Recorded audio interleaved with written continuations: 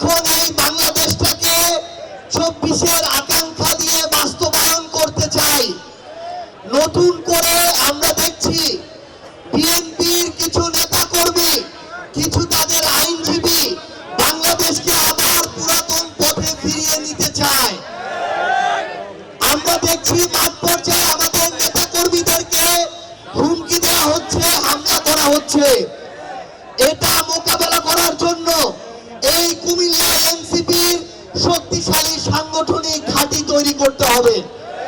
আপনাদেরকে শুধু 3টা আহ্বান জানাতে চাই।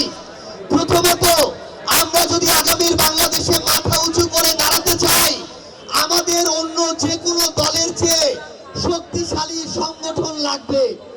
2 নম্বর, আমাদেরকে স্থানীয় নির্বাচনে এককভাবে প্রতিদ্বন্দ্বিতা করে ওয়ার্ডের মেম্বার থেকে শুরু করে ইউনিয়ন চেয়ারম্যান, উপজেলা চেয়ারম্যান, সিটি কর্পোরেশন মেয়র প্রত্যেকটা জায়গায় নিজেরা জিতে আসার প্রস্তুতি নিতে হবে।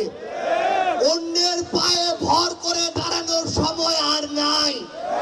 আমাদের একসাথে রাজপথে নেমে সংগঠনকে শক্তিশালী করে স্থানীয় পর্যায়ের প্রত্যেকটা নির্বাচনে জিতার জন্য আমাদের প্রস্তুতি নিতে হবে।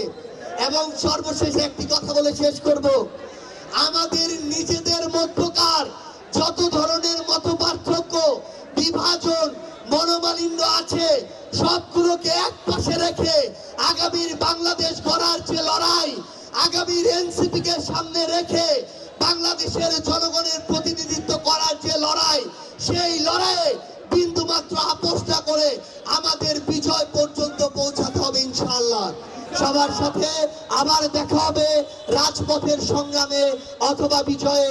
ইনকিলাব জিন্দাবাদ, কুমিল্লা জিন্দাবাদ।